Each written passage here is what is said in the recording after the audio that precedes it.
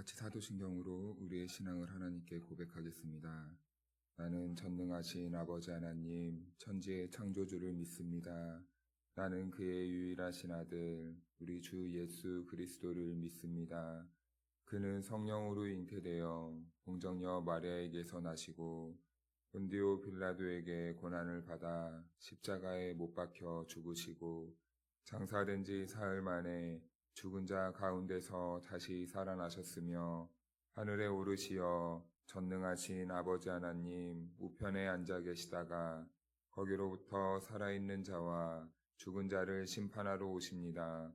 나는 성령을 믿으며 거룩한 공교회와 성도의 교제와 죄를 용서받는 것과 몸의 부활과 영생을 믿습니다. 아멘. 찬송가 28장 복의 근원 강림하사 찬송하겠습니다.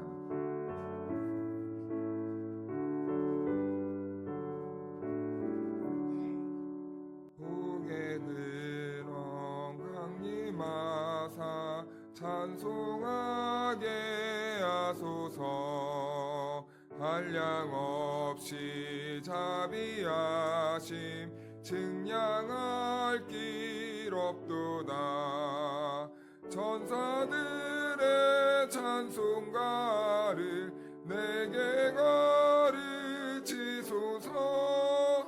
구속하신 그 사랑을 항상 찬송합니다. 주의 크신 도움 받아 이때까지 왔으니 이와 같이 천국에도 이르기를 바라네. 하나님의 품을 떠나 죄에 빠진 우리를 예수 구원하시려고 보혈을 흘려주셨네. 주의 귀한 은혜 받고 일생 빚진 자 되네. 주의 은혜 사슬 내사 나를 주께 매소서. 우리 마음은 연약하여 범죄하기 쉬우니 하나님이 받으시고 천국인을 지소서. 아멘. 오늘 우리에게 주신 하나님의 말씀은 출애굽기 31장 12절에서 18절 말씀까지입니다. 여호와께서 모세에게 말씀하여 이르시되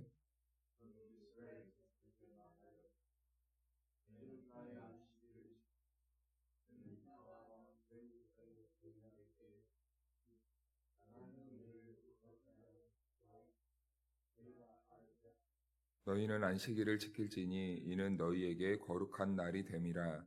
그 날을 더럽히는 자는 모두 죽일지며 그 날에 일하는 자는 모두 그 백성 중에서 그 생명이 끊어지리라.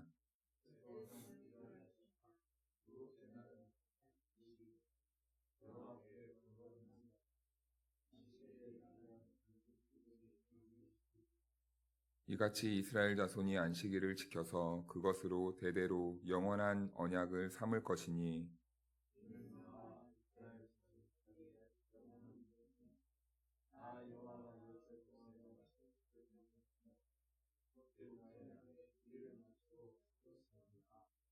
함께 읽겠습니다.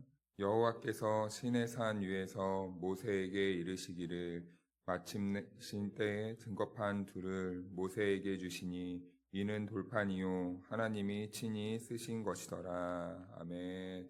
할렐루야. 네, 하나님의 은혜와 평강이 우리 모두에게 함께하기를 주님의 이름으로 축복합니다. 네, 성도들이 신앙생활을 하면서 반드시 잊지 않고 기억해야 하고 순종해야 하고 따라야 하는 것들이 몇 가지 대표적인 것들이 있습니다. 그런데 그 가운데 하나가 바로 안식일, 우리의 개념으로 따지면 주일 성수가 바로 그렇습니다. 사실 엄밀히 따지면 이 안식이라는 말과 주일이라는 말은 사실은 조금 본질적으로 다른 의미인데 우리 성도들은 가끔 이것을 헷갈려 할 때가 있더라고요. 그래서 이 성경에서 말하는 이 안식이 무엇인가? 과연 우리는 그 안식일 날 지정하신 그날을 어떻게 지켜야 되는가? 이 안식은 본질적으로 하나님께서 세상을 창조하신 후에 우리 사람에게 허락하신 날이라는 겁니다. 인류의 이 문제가 무엇이냐면 이 고통의 문제, 그리고 환난과 그리고 시련과 이 고난의 문제가 있습니다. 그런데 그 안을요 깊숙하게 조금씩 뿌리를 찾아 들어가 보면 사람들의 이 삶의 고난과 좌절과 슬픔과 이런 결핍들이 생기는 모든 근본적인 이유는 다 이 안식이 흔들리고 안식이 파괴되면서부터 그렇게 되었다는 것이죠. 먼저 우리 인간이 안식일을 거룩하게 지켜야 하는 이유는 그래서 하나님께서 창조하신 후에 먼저 안식을 하셨기 때문이다라고 우리는 이렇게 알고 있습니다. 그런데요, 여기에 문제가 하나 있습니다. 여러분, 안식은 이 휴식하는 날입니까? 안식은 휴식일입니까?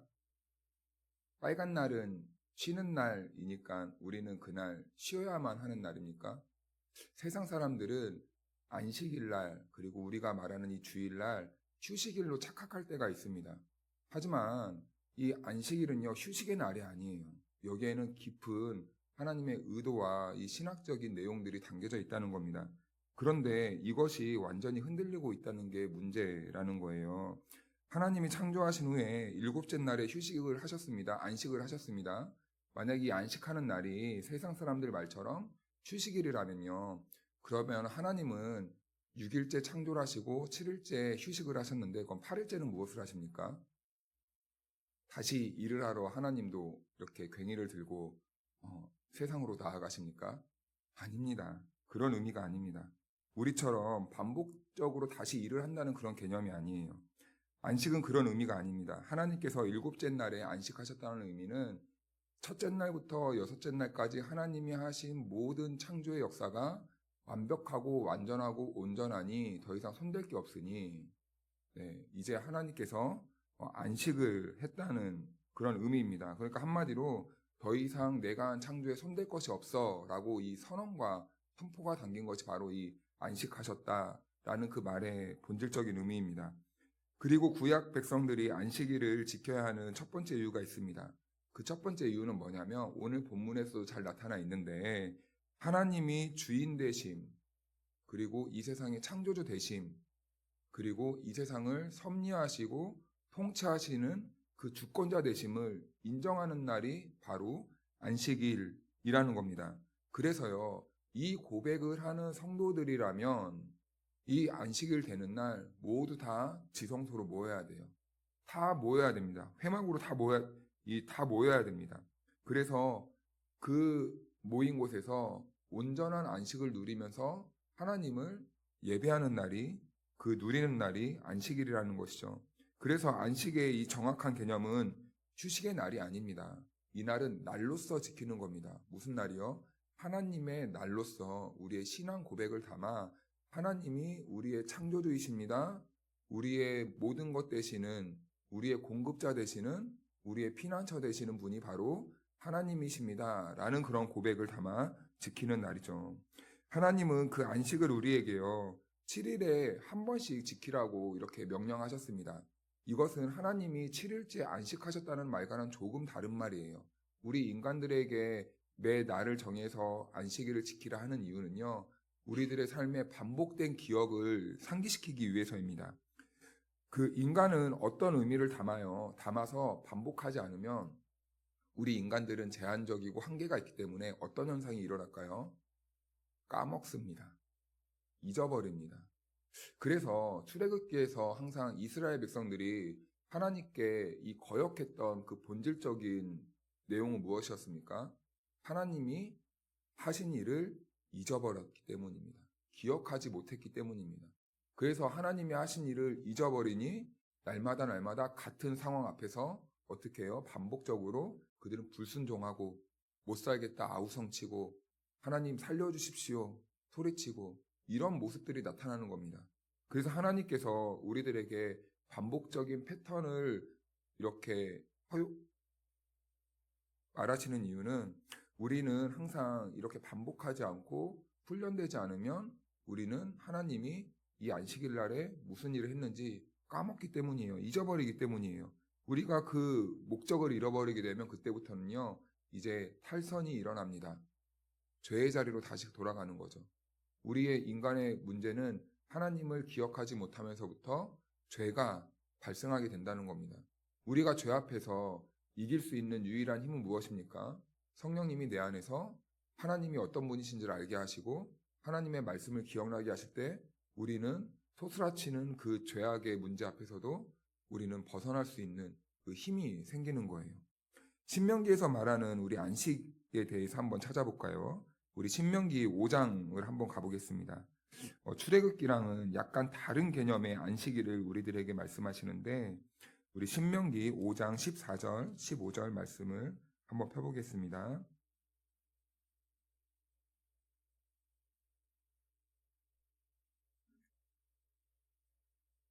신명기 5장 14절, 15절 조금 긴데요. 우리 길지만 다 같이 합독해서 한번 읽어보겠습니다. 시작.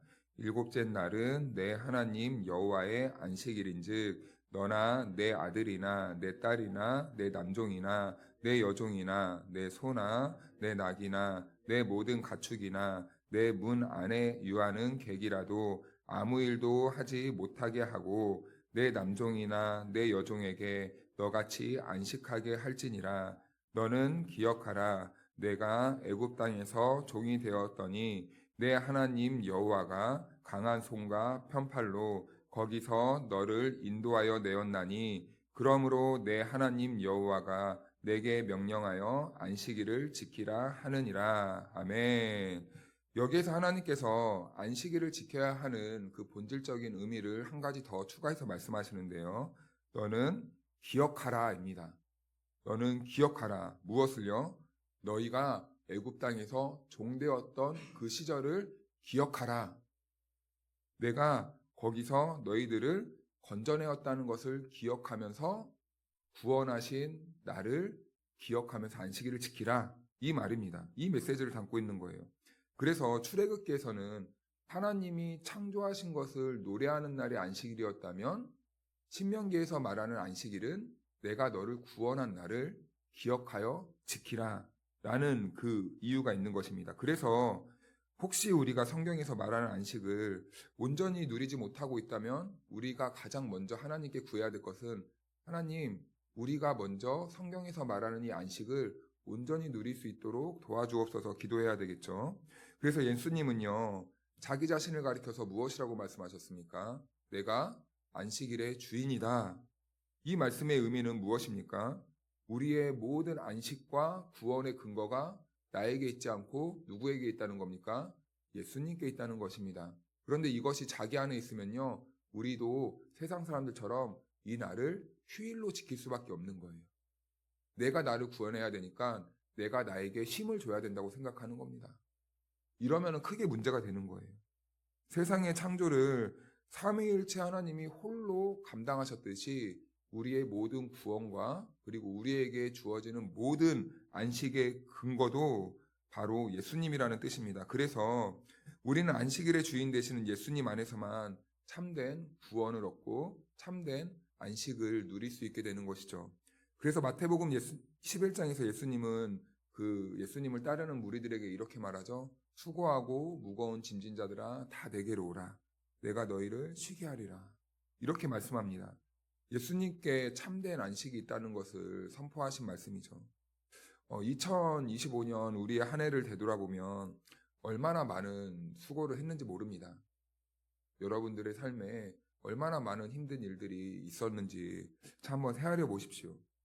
그리고 삶의 순간마다 우리는 그 믿음으로 버텨내기 위해 하나님께 은혜를 구하며 많은 몸부림을 치며 지내왔습니다. 그리고 얼마나 우리의 인생에 많은 짐이 있는지도 모릅니다. 결국 우리의 모든 상황을 돌아보면 이스라엘이 애굽 땅에서 고되게 노동했던 그런 삶의 무게들이 우리들의 삶에도 고스란히 전가된 것처럼 그런 한 해를 보내왔을 것입니다.